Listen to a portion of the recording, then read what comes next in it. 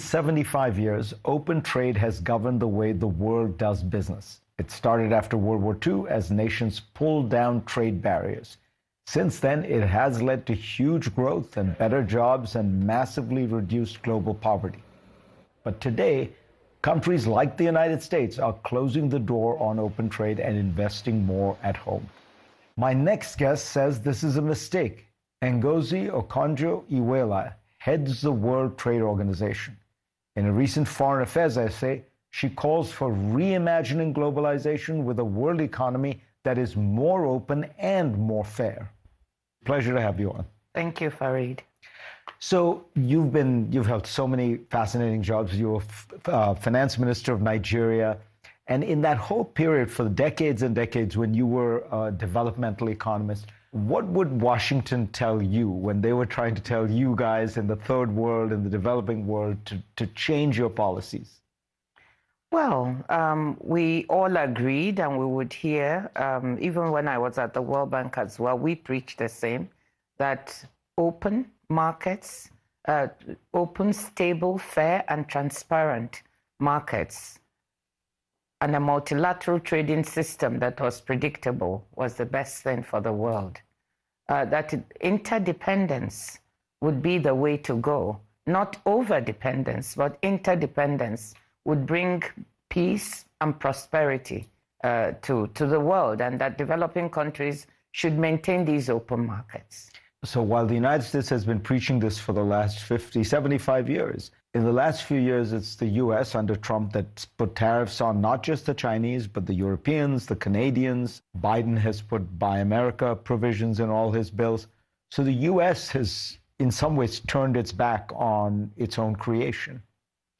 Well, I would not say completely, but I want to stress that the more we put across measures that do not allow others, especially developing countries, to compete, the more we give the signal that the multilateral trading system is not an avenue that they can use to improve the living standards of their population, to fight poverty, and even to support sustainable development, all of which are the purposes for the World Trade Organization. We want to make sure that developing countries see they have a fair chance to compete within this system. You make a very interesting point in your foreign affairs piece that everybody thinks about the vulnerabilities of your supplies during the pandemic, but moving to a system that is just based on a few friendly suppliers is actually, in some ways, leaves you more vulnerable. I would like to stress that, Fareed. I think that given what we're seeing with climate change, the unpredictability of what is happening, concentrating production, either at home or with a few friends, may not build the resilience you want.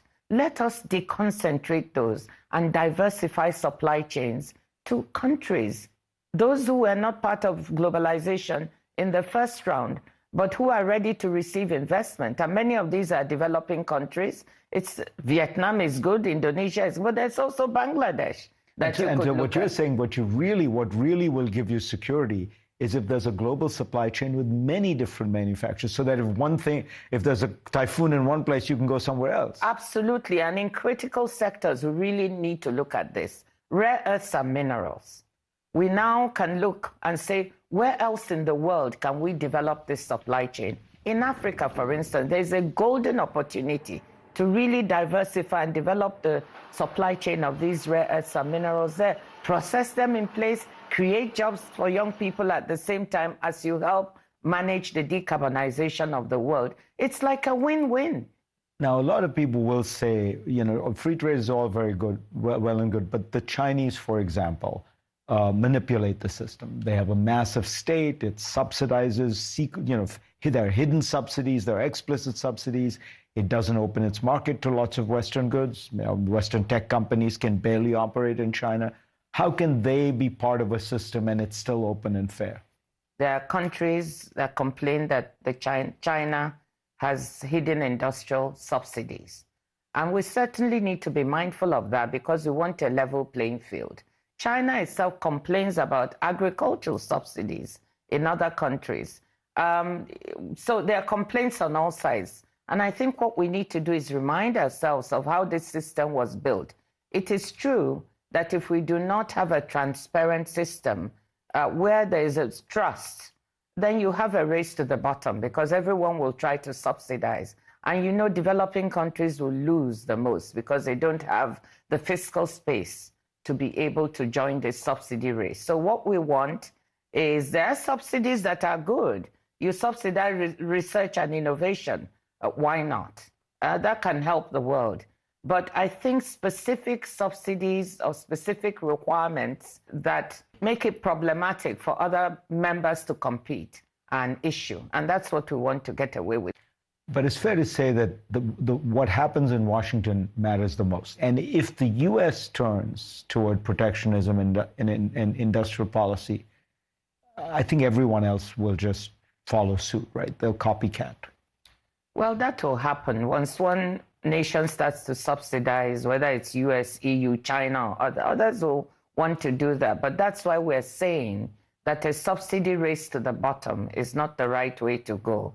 I do want to say that, what we've been hearing from the US at the WTO is increasingly very supportive, and we hope we can push in that direction. I think there's a realization that this system we have, if we allow it to fragment, if we become too protectionist, we might lose it. And that is not what we want to do. We want to maintain the system that has served the world so well for so long. Ngozi, pleasure to have you on. Thank you. Next on GPS, something